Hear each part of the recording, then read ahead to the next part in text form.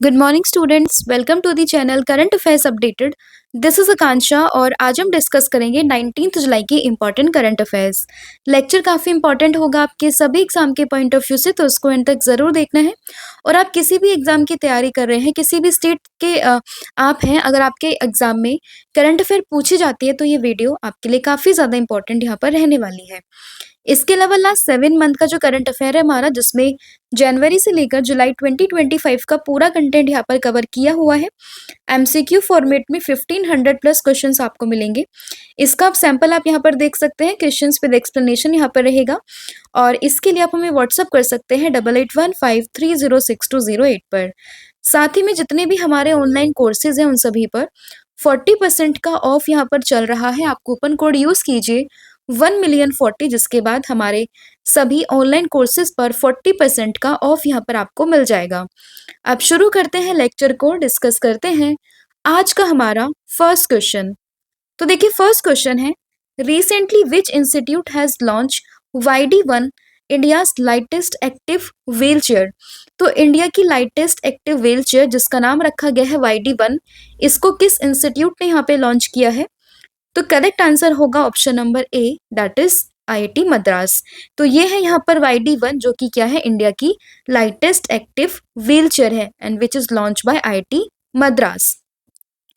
And it is first indigenously developed precision built monotube rigid frame wheelchair in India, and it is developed by TTK Center for Rehabilitation Research and Device Development and IIT Madras. तो यानी कि IIT Madras ने और साथ ही में इस institute ने यहाँ पे साथ में मिलकर इसको डेवलप किया है। और इसका पर्पस क्या है? इसका पर्पस है to offer affordable high performance mobility and reduce dependence on the costly import. तो जैसे कि व्हील चेयर्स आती हैं वो काफ़ी कॉस्टली भी होती है, ठीक है। तो इसका यहाँ पे पर्पस रहेगा कि एक तो ये सब बहुत हल्की होगी, ईजिली मूवेबल होगी, और क्या होगा कि इसकी जो कॉस्ट भी रखी जाएगी वो भी बहुत कम रखी जाएगी। तो एक तरीके से काफ़ी अच्छा ये इनिशिएटिव है। तो ध्यान रखना है, इंडियाज का लाइटेस्ट एक्टिव व्हीलचेयर कौन सी है? YD1। अगर एग्जाम में सिर्फ आपसे पूछे कि रिसेंटली YD1 को न्यूज़ में देखा गया, ये क्या था, तो भी आपको मालूम होना चाहिए इसका आंसर। और किस इंस्टीट्यूट ने इसको यहाँ पे डेवलप किया है? तो इंस्टीट्यूट या फिर IIT का नाम आपको ध्यान रखना है, दैट इज IIT मद्रास। अब देखिए IITs न्यूज़ पे है, तो IIT से रिलेटेड जो भी करंट अफेयर है आपकी, वो हम एक बार गो थ्रू कर लेते हैं। लास्ट जो कुछ टाइम में डिस्कस में रही है उन सभी को हम यहाँ पे डिस्कस करेंगे। जैसे कि बात करें, अभी हमने एक न्यूज़ देखी थी कि IIT खड़गपुर के डायरेक्टर यहाँ पे बने हैं, जिनका नाम है प्रोफेसर सुमन चक्रवर्ती। तो इनका नाम आपको ध्यान रखना है। इसके अलावा बात करें QS वर्ल्ड यूनिवर्सिटी रैंकिंग 2026 की, तो अगर हम इसमें बात करें इंडियन इंस्टीट्यूट की, तो IIT दिल्ली ये इंडिया का टॉप इंस्टीट्यूट यहाँ पर रहा है, अगर हम बात करें QS यूनिवर्सिटी रैंकिंग की, ठीक है। फिर बात करें IIT खड़गपुर की, तो इसने एक ऐप को डेवलप किया था जिसका नाम रखा गया था ड्रम, यानी कि dynamic route planning for urban green mobility. तो ये किसने डेवलप किया है? IIT खड़गपुर ने इसको डेवलप किया है। और इसी के साथ साथ IIT खड़गपुर ने एक स्टडी करी थी और ये बोला था कि जो सरफेस ओजोन पोल्यूशन है, वो जो इंडिया की फूड क्रॉप्स है उसको वो क्या कर रहा है, वो इम्पैक्ट कर रहा है।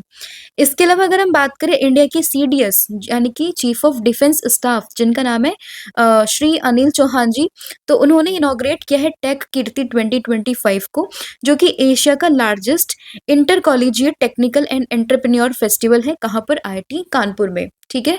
तो ये आपकी कुछ इंपॉर्टेंट करंट अफेयर्स थी जो कि आपके किससे रिलेटेड है? IIT से, क्योंकि आंसर भी क्या है? IIT मद्रास है, तो हमने रिलेट करके कुछ लास्ट करंट अफेयर को यहाँ पे डिस्कस किया है। फिर आपका अगला क्वेश्चन रहेगा, the Pavana river that was recently seen in news is located in which state. तो यहाँ पे बात हुई है किस चीज की? पावना रिवर की। अभी ये न्यूज में देखी गई है, क्यों न्यूज में देखी गई है वो भी हम डिस्कस करेंगे, लेकिन सबसे पहले हम जान लेते हैं कि किस स्टेट में है। तो इसका सही आंसर होगा option number C, that is Maharashtra. तो महाराष्ट्र में आपको ये रिवर देखने के लिए मिलेगी, दैट इज रिवर पावना की हम बात कर रहे हैं। न्यूज में क्यों है वो भी हम जान लेते हैं। तो देखिए, अगर हम बात करें इस रिवर के बारे में, तो कुछ लोकल यूथ थे जो कि अकुर्दी में गैदर हुए थे। अकुर्दी एक जगह है जहाँ पे ये लोग गैदर हुए थे और वहां पे इन्होंने प्रोटेस्ट किया है अगेंस्ट दी पावना रिवर। किस चीज़ को लेके इन्होंने यहाँ पे जो है प्रोटेस्ट किया है? तो जैसे कि यहाँ पर मेंशन है that recently citizens included local youth gathered at Akurdi to protest against the Pavana river rejuvenation project. तो इस प्रोजेक्ट के अगेंस्ट इन्होंने क्या किया, यहाँ पे प्रोटेस्ट किया है। अगर हम बात करें पावना रिवर की, तो ये महाराष्ट्र के वेस्टर्न पार्ट में आपको देखने के लिए मिलेगी और ये फ्लो करती है पुणे सिटी से और पुणे और पिंपरी चिंचवाड़ एरिया को आपस में क्या करती है, डिवाइड करती है। ठीक है। और ओरिजिनेशन की अगर हम बात करें तो the river originate from the western Ghat about 6 kilometre south of the Lonavala. तो लोनावला के 6 किलोमीटर के साउथ से क्या करती है, वेस्टर्न घाट से इसका ओरिजिनेशन होता है। न्यूज़ में है, क्यों न्यूज़ में है? क्योंकि अगेंस्ट इस रिवर के जो ये प्रोजेक्ट चल रहा है इसके अगेंस्ट वहाँ पे प्रोटेस्ट हो रहे हैं, तो न्यूज़ में है। तो इसका कॉन्टेक्स्ट आपको यहाँ पे ध्यान रखना रहेगा। अगला क्वेश्चन है आपका, लेकिन उससे पहले महाराष्ट्र के बारे में जान लेते हैं। तो देखिए, बात करें महाराष्ट्र की, तो कैपिटल सिटी क्या है, मुंबई है। चीफ मिनिस्टर की बात करें तो देवेंद्र फडणवीस यहाँ के सीएम है और गवर्नर की बात करें तो सीपी राधाकृष्णन क्या है, यहाँ के गवर्नर हैं। कुछ इंपॉर्टेंट करंट अफेयर्स को अगर हम डिस्कस करें तो देखिए, अगर हम बात करें स्टेट फेस्टिवल की, तो हमने डिस्कस किया था कि जो गणेश उत्सव है वहाँ पे अभी महाराष्ट्र सरकार ने डिक्लेयर किया है कि वो गणेश उत्सव को एज अ स्टेट फेस्टिवल अब सेलिब्रेट करेंगे। फिर हमने वर्षा देशपांडे जी के बारे में डिस्कस किया था, मैंने कल आपसे होमवर्क में भी क्वेश्चन पूछा था। तो ये एक एडवोकेट है फ्रॉम द सतारा महाराष्ट्र, जिन्होंने कि 2025 में यूनाइटेड नेशन पॉपुलेशन अवार्ड यहाँ पर जीता है। तो कहाँ से बिलोंग करती है ये, सतारा महाराष्ट्र से। फिर बात करें the Maharashtra cabinet approved land acquisition for the proposed Nagpur Goa शक्तिपीठ एक्सप्रेस प्रोजेक्ट। तो ये प्रोजेक्ट का नाम और स्टेट आपको यहाँ पे ध्यान रखना है। फिर बात करें इंडिया का पहला डिजिटल म्यूजियम जिसका नाम है अभय प्रभावना, ये आपको कहाँ पर मिलेगा, महाराष्ट्र में मिलेगा और इसको बनाया गया है जैसलमेर के स्टोन से। और इसके अलावा ये सबसे इंपॉर्टेंट है यहाँ पर, इंडिया का पहला अंडर वाटर म्यूजियम और कोरल रीफ कंस्ट्रक्शन जो कि कहाँ पे बनाया गया है, एक डीकमीशन वारशिप है आईएनएस गुलदार, उसके आसपास ही इसको क्या किया गया है, बनाया गया है। तो ये भी आपको ध्यान रखना है, that is India's first under water museum. फिर है javelin anti tank guided missile is developed by which country. तो यहाँ पे गाइडेड मिसाइल की बात हुई है जिसका नाम है javelin anti tank guided missile और इसको डेवलप किया है किसने, United States of America, that is option number B.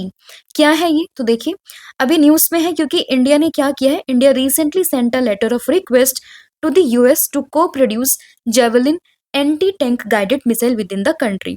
तो यहाँ पे इंडिया ने एक रिक्वेस्ट भेजी है यूएस को और बोला है कि वो साथ में मिलकर javelin anti tank guided missile को क्या करेंगे, प्रोड्यूस करेंगे। जेवलिन की बात करें तो एक man portable American made anti tank guided missile है जिसको यहाँ पे डेवलप किया है किसने, US defence companies Raytheon and Lockheed Martin ने। ठीक है। And it is design to destroy heavily armed vehicles like main battle tanks and light military targets. मतलब ये भारी से भारी और हल्के से हल्का जो भी आपका टारगेट है उसको ये क्या कर सकता है, डिस्ट्रॉय यहाँ पे कर सकता है। ठीक है। तो नाम है javelin anti tank guided missile which is developed by USA and अभी यहाँ पे इंडिया ने रिक्वेस्ट भेजी है कि वो क्या करे, इसको साथ में मिलकर को प्रोड्यूस करे within the country. US के बारे में जान लेते हैं, कैपिटल क्या होगी, Washington DC, that is District of Columbia. Currency है यहाँ पर यूएस डॉलर। इसके अलावा बात करें प्रेसिडेंट की तो डोनाल्ड ट्रंप यहाँ के प्रेसिडेंट है और वाइस प्रेसिडेंट की बात करें तो ये हो जाएंगे जेडी वेंस। और कुछ समय पहले हमने डिस्कस किया था patriot air defence missile system को, जो कि यहाँ पे एक करंट अफेयर का क्वेश्चन बनता है, तो कि कौन डेवलप करता है, अगेन यूएस इसको डेवलप करता है। एलन मस्क जो कि हम सभी जानते हैं स्पेस एक्स के मालिक हैं, ठीक है। तो उन्होंने यहाँ पे एक अनाउंसमेंट करी थी एक न्यू पॉलिटिकल पार्टी की अमेरिका में, जिसका नाम उन्होंने क्या रखा था, अमेरिका पार्टी। फिर अगर हम बात करें 10th quad foreign ministers meeting की, तो ये भी कहाँ पर हुई थी, वॉशिंगटन डीसी में। कब हुई थी, जुलाई में ही ये मीटिंग हुई है, तो इंपॉर्टेंट है, ध्यान रखिएगा। और इसके अलावा अगर हम बात करें यूनिकॉर्न का अभी एक इंडेक्स निकला था जिसमें India I think 3rd number पर थी और टॉप पर कौन सी कंट्री है यहाँ पर, यूएसए, एंड सेकंड पर कौन सी है, चाइना। तो ये भी आप एक तरीके से रैंकिंग को ध्यान रखिएगा। फिर who has been appointed as the chairperson of the National Financial Reporting Authority, that is NFRA. तो अगर हम बात करें नेशनल फाइनेंशियल रिपोर्टिंग अथॉरिटी की, तो इसके अभी चेयरपर्सन कौन बने हैं, तो ये यहाँ पर बन गए हैं नितिन गुप्ता, जिन्होंने रिप्लेस किया है किसको, रवनीत कौर को। रवनीत कौर की बात करें तो ये एक एक्टिंग चेयरपर्सन थे यहाँ पर। अब इनकी जगह पर परमानेंटली कौन बन गए, मतलब अभी के लिए जो बन गए हैं वो कौन बने हैं, नितिन गुप्ता यहाँ पर बन गए हैं। तो इनका नाम आपको ध्यान रखना है, ये है नितिन गुप्ता। तो जैसा कि यहाँ पर मेंशन है कि ये बन गए हैं chairperson of the National Financial Reporting authority, और इन्होंने रिप्लेस किया है किसको, रवनीत कौर को, ठीक है, जो कि क्या थी, एक्टिंग चेयरपर्सन थी। और इनके अपॉइंटमेंट कितने टाइम तक के लिए हुई है, तो 3 साल के पीरियड, या फिर जब तक इनकी 65 हो जाती है, इनमें से कोई भी पहले हो तो ये तब तक इस पोजीशन पर बने रहेंगे। और अगर हम बात करें NFRA की, तो एक स्टैट्यूटरी बॉडी है। मैंने कई बार आपसे बोला है कि स्टैट्यूटरी बॉडी कौन सी बॉडी होती है, जो भी बॉडी किसी भी एक्ट के थ्रू आती है तो वो कौन सी बॉडी बन जाती है, स्टैट्यूटरी बॉडी यहाँ पर बन जाती है। और ये इंस्टीट्यूशन यहाँ पे आया है by the section 132 of the companies act 2013। तो कंपनीज एक्ट के थ्रू ये बॉडी यहाँ पर बनी, तो कैसी बॉडी होगी, स्टैट्यूटरी बॉडी होगी। और इसकी स्टैब्लिशमेंट होती है 2018 यानी कि 2018 में। और किस मिनिस्ट्री के अंडर ये आती है, तो ये आती है मिनिस्ट्री ऑफ कॉर्पोरेट अफेयर्स के अंडर ये आती है। तो ये आपको इसमें ध्यान रखना है। अदर ऑप्शन में हमने अगर हम बात करें, LIC के MD एंड CEO बने हैं, ये हमने डिस्कस किया था। और सोनाली मिश्रा की बात करें तो रेलवे प्रोटेक्शन फोर्स की पहली महिला DGA बनी है, तो इनका नाम भी आपको ध्यान रखना है। फिर आपका अगला क्वेश्चन है, लेकिन उससे पहले हम कुछ रीसेंट अपॉइंटमेंट को फटाफट से एक बार रिवाइज कर लेते हैं। तो देखिए, LIC की अभी हमने डिस्कस किए R दोराईस्वामी। DRDO के चेयरमैन की बात करें, सवीर बी कामत है, अभी इनको एक्सटेंशन भी मिला था इनके टेन्योर में। इसरो के चीफ की बात करें तो ये है V नारायणा, इस बार के NTPC एग्जाम में पूछा गया है ये क्वेश्चन। UPSC के चेयरमैन की बात करें तो ये है डॉक्टर अजय कुमार। RBI के गवर्नर की बात करें, संजय मल्होत्रा। रेलवे बोर्ड के नए चेयरमैन की बात करें, Satish Kumar. 16th finance commission के हेड की बात करें तो यह है डॉक्टर अरविंद पनगड़िया। फिर अगर हम बात करें PM नरेंद्र मोदी की प्राइवेट सेक्रेटरी, तो ये है Nidhi Tiwari. National commission for women, इसके अगर हम बात करें चेयरमैन, तो ये कौन है, मिसेस विजय राहटकर। फिर बात करें NMC, अभी बने हैं ये चेयरपर्सन, नाम है इनका डॉक्टर अभिजात सेठ। और अगर हम बात करें president of India, that is Draupadi Murmu ji की ADC अभी कौन अपॉइंट हुई है, तो ये हुई है यशस्वी सोलंकी। तो कुछ इंपॉर्टेंट रिसेंट की अपॉइंटमेंट है, काफी ज्यादा इंपॉर्टेंट है एग्जाम के पॉइंट ऑफ व्यू से, तो सभी को इनको याद रखना है। फिर है which is the world most affordable student city in quest 2026 ranking. तो अगर हम क्यूएस 2026 रैंकिंग की बात करें तो उसमें वर्ल्ड की मोस्ट अफोर्डेबल स्टूडेंट सिटी कौन सी बनी है, तो ये बन गई है Delhi, that is option number C। तो दिल्ली बन गई है India's most affordable student city, ठीक है, तो ये आपको ध्यान रखना है। अब देखिए, ये वर्ल्ड की मतलब एक रैंकिंग निकली थी, जिसमें अगर हम बात करें इंडिया के पर्सपेक्टिव से तो कौन सी सिटी है, तो वो हो जाएगी आपकी दिल्ली, ठीक है, तो ये आपको ध्यान रखना है। तो Delhi has been ranked as the world most affordable city in QS best student cities ranking 2026, ठीक है, तो ये आपको ध्यान रखना है। और इसकी अगर हम बात करें लेटेस्ट रैंकिंग को रिलीज किसने किया है, तो लंदन की बेस्ड एक ग्लोबल हायर एजुकेशन कंसल्टेंसी है क्यूएस, तो यही इसको यहाँ पे रिलीज करती है। तो अगर हम इंडिया के पर्सपेक्टिव से बात करें तो टॉप सिटी कौन सी हो जाएगी, दिल्ली। इंदौर की बात करें तो लगातार 8वें साल ये रहा है टॉप पर। स्वच्छ सिटी की बात करें तो सबसे टॉप पर कौन सी रही है, अभी इंदौर रही है। और बिगेस्ट सिटी की बात करें तो कौन सी है, यह आपकी अहमदाबाद है। बर्नीहाट की बात करें तो मोस्ट पोल्यूटेड सिटी ये यहाँ पर बन गई है, और ये कहाँ पर लोकेटेड है, तो असम और मेघालय के बॉर्डर पर आपको मिलेगी बर्नीहाट सिटी। और सेकंड पोल्यूटेड सिटी की बात करें तो कौन सी है, वो हो जाएगी दिल्ली। अब रैंकिंग से रिलेटेड कुछ इंपॉर्टेंट रैंकिंग हम देख लेते हैं, इसमें इंडिया की रैंक क्या है वो हम देखेंगे। तो हमने डिस्कस किया था फीफा रैंकिंग में इंडियन मेंस फुटबॉल की रैंक क्या है, 133 है। ग्लोबल पीस इंडेक्स की बात करें, इंडिया की रैंक है 115। SDG यानी कि सस्टेनेबल डेवलपमेंट गोल में अगर हम बात करें इंडिया की रैंक, तो वो है 99। World economic forum energy transition index में इंडिया की रैंक है 71st, काफी इंपॉर्टेंट है ये। Global gender gap report 2025, India की रैंक है क्या, 131। India has become the third largest vehicle manufacturer in the world, ये भी ध्यान रखिएगा। और वर्ल्ड प्रेस फ्रीडम इंडेक्स में अगर हम बात करें, इंडिया की रैंक है कौन सी, 151। तो ये सारी ही रैंकिंग है, काफी इंपॉर्टेंट है, ध्यान रखिएगा।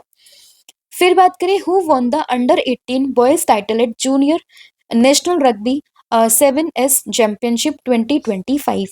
तो ये यहाँ पे चैंपियनशिप किस स्टेट ने, किस टीम ने यहाँ पर जीत ली है, तो आपको इसका सही आंसर ध्यान रखना है, that is option number A यानी कि बिहार। तो बिहार ने यहाँ पर ये चैंपियनशिप जीत ली है, तो इसका जो है आपको ये ऑप्शन ध्यान रखना है। और इन्होंने किसको यहाँ पर हराया, तो उड़ीसा को हराकर इन्होंने यहाँ पर ये चैंपियनशिप जीत ली है। और अगर हम बात करें इसका जो ये फाइनल था ये कहाँ पर हुआ था, तो देहरादून में चैंपियनशिप चल रही थी, जहां पर कौन जीत गई है, बिहार ने यहाँ पर जीत लिया है, ठीक है, उड़ीसा को हराकर। अगला क्वेश्चन है आपका, Nelson Mandela International Day 2025 is celebrated on which date. तो बात करें नेल्सन मंडेला इंटरनेशनल डे की, तो ये मनता है कब, 17 जुलाई को, that is option number A. Important day है काफी। जस्ट अ मिनट, 18 जुलाई को, सॉरी, इसमें ध्यान रखिएगा, 18 जुलाई को मनता है क्या, नेल्सन मंडेला डे, ठीक है। अब ये कौन है, साउथ अफ्रीका से आप इनको जानेंगे। साउथ अफ्रीका के गांधी भी इनको कहा जाता है, नेल्सन मंडेला जी को, ठीक है। 18 जुलाई को ये डे हम सेलिब्रेट करते हैं to commemorate the birth of Nelson Mandela, which is South Africa's first black president and a global icon of peace, justice and reconciliation, ठीक है। 2009 में यूनाइटेड नेशन ने इस चीज को रिकॉग्नाइज किया था और बोला था कि हम 18 जुलाई को क्या मनाएंगे, नेल्सन मंडेला इंटरनेशनल डे यहाँ पे सेलिब्रेट करेंगे। और इस बार की थीम की अगर हम बात करें तो ये हो जाएगी, it's still in our hand to combat poverty and inequity. तो ये है इस बार के नेल्सन मंडेला इंटरनेशनल डे की थीम। कुछ इंपॉर्टेंट अगर हम करंट अफेयर को डिस्कस करें जो हाल ही के कुछ दिनों में आए हैं, तो 17 जुलाई को अभी हमने डिस्कस किया है, world day for international justice 2025। 15 जुलाई को सेलिब्रेट किया है, world snake day, world youth skills day. 11 जुलाई को मोस्ट इंपॉर्टेंट है आपका वर्ल्ड पॉपुलेशन डे। और 7 जुलाई को मनता है वर्ल्ड बायो प्रोडक्ट डे। फिर where was the second BIMSTEC port conference inaugurated. तो सेकेंड बिम्स्टेक पोर्ट कॉन्फ्रेंस कहाँ पे इनॉग्रेट हुआ है, तो ये हुआ है विशाखापट्टनम, आंध्र प्रदेश में, that is option number B. तो ऑप्शन बी आपको ध्यान रखना है।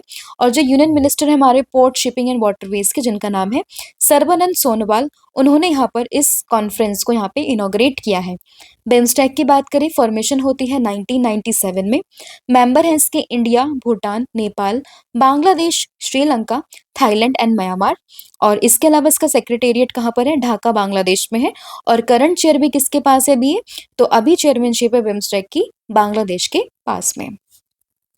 फिर which of the following has become the first state to give agriculture status to the livestock and poultry. तो लाइव स्टॉक एंड पोल्ट्री को एग्रीकल्चर स्टेटस देने वाला पहला स्टेट यहाँ पर कौन सा बन गया है, तो हम बात कर रहे हैं महाराष्ट्र की, that is option number D. तो Maharashtra become the first state to give the status to the agriculture status to the livestock and the poultry. तो ये इसमें इंपॉर्टेंट है, आपको ध्यान रखना है। फिर which of the following countries planning to give 16 and 17 old year olds the right to vote in all election. तो जितने भी इलेक्शन होंगे कंट्री में, उसमें 16 और 17 साल के बच्चों को भी राइट टू वोट दिया जाएगा। तो ये कौन सी कंट्री यहाँ पे प्लान कर रही है, तो हम बात कर रहे हैं किसकी, ब्रिटेन की, that is option number D.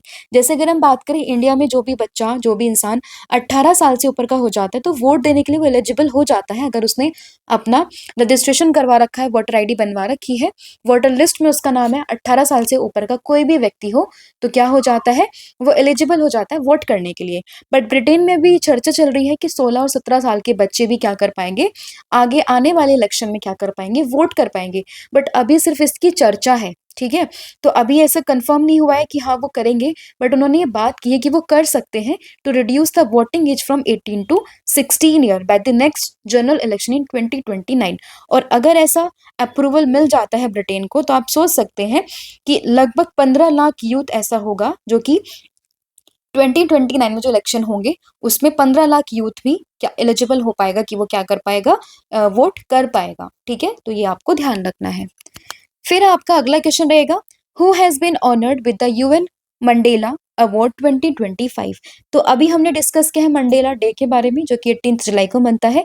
तो उसी दौरान यहाँ पर यूएन मंडेला अवार्ड दिया गया है। तो आपसे पूछा गया कि किसको इस बार का यूनाइटेड नेशन मंडेला अवार्ड यहाँ पर दिया गया है, तो इसका करेक्ट आंसर होगा option number C, that is both A and B. तो इस बार क्या हुआ है, कुल मिला के 2 लोगों को ये अवार्ड दिया गया है, जिनके नाम क्या क्या है, तो पहला नाम है यहाँ पर बेरेंडर रेनॉल्ड्स, और इसके अलावा है कैनेडी ऑर्डर डे। तो इन दोनों को यहाँ पर मिला है यूएन मंडेला अवार्ड 2025। ठीक है, तो ऑप्शन नंबर जो सी है वो आपको ध्यान रखना है। ये है कैनेडी ऑर्डर डे और ये है ब्रेंडा रेनॉल्ट।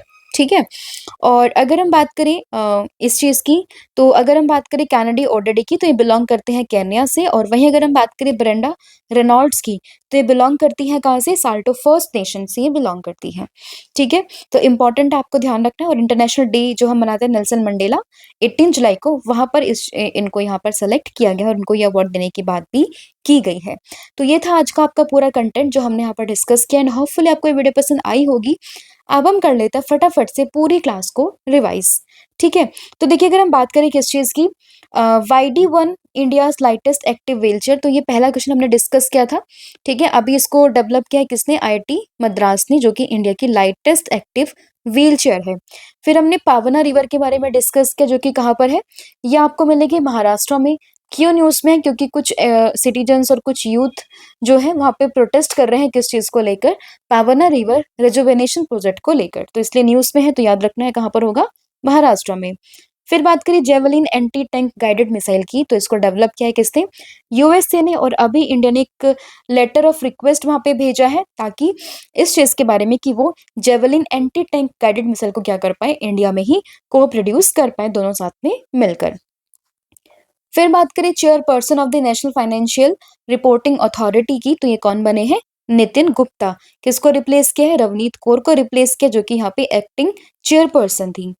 फिर बात करें world most affordable student city, अगर हम इंडिया के पर्सपेक्टिव से बात करें तो वो कौन सी होगी? तो वो है यहाँ पर Delhi. Junior national rugby 7S championship की बात करें तो कौन जीता है? बिहार यहाँ पर जीत गया उड़ीसा को हराकर, इसने ये चैंपियनशिप यहाँ पर जीत ली है। नेल्सन मंडेला इंटरनेशनल डे की बात करें कब मना है? 18 जुलाई को ये मना है। सेकेंड बिम्स्टेक पोर्ट कॉन्फ्रेंस की बात करें तो विशाखापट्टनम आंध्र प्रदेश में इसका इनॉग्रेशन यहाँ पर किया गया है, तो ये भी ध्यान रखना है आपको। फिर बात करें first state to give agriculture status to the livestock in poultry, तो ये बना है कौन सा? Maharashtra. Right to vote in all election, तो इसकी प्लानिंग कौन सा देश कर रहा है? तो ये कर रहा है यहाँ पर ब्रिटेन। फिर बात करें यूएन मंडेला अवार्ड 2025 की, तो दो लोगों को मिला है, ब्रेंडा रेनॉल्ड्स और साथ ही में कैनेडी ऑर्डरडे को, तो इनका नाम आपको यहाँ पे ध्यान रखना है। ठीक है, और आपके लिए आज का क्वेश्चन ये आप मुझे बताओगे that which state government has launch a new travel allowances scheme to facilitate access to education for students living in a remote areas of the state. तो ये बात किसने करी है और कौन कौन इसमें एलिजिबल होगा? कितने क्लास के स्टूडेंट्स को यहाँ पे एलिजिबल किया गया है, और उनका जो स्कूल है उनके घर से कितनी दूरी पर होना चाहिए? तो इन सभी के बारे में आप मुझे कमेंट करके बताओगे। ठीक है, और आज के लिए इतना ही। Thank you so much, have a good day. इसके अलावा देखिए सब्जेक्ट वाइज आपकी सीरीज चल रही है एमसीक्यू फॉर्मेट में, तो आप इसको यहाँ पे देख सकते हैं। सभी सब्जेक्ट्स आपको यहाँ पर मिलेंगे, whether it is polity, history, economics, computer, जो भी आपका सब्जेक्ट रहेगा वो सभी आपको यहाँ पर मिलेगा। और इसके लिए आप हमें व्हाट्सअप कर सकते हैं 8815306208 पर। कॉम्बो ऑफर यहाँ पर चल रहा है करंट अफेयर स्टैटिक जी के प्लस 1000 एमसीक्यू सीरीज का, तो आप इसको भी अवेल कर सकते हैं। Thank you so much. आज बूस्टर डोज नहीं हुआ है क्योंकि मेरी थोड़ी तबीयत ठीक नहीं थी, बट कल से हम रेगुलर उसको कंटिन्यू करेंगे। ठीक है, और आज के लिए इतना ही है। Thank you so much, have a good day, wish you all the very best. जय हिंद, जय भारत, जय Jagannath. Thank you so much.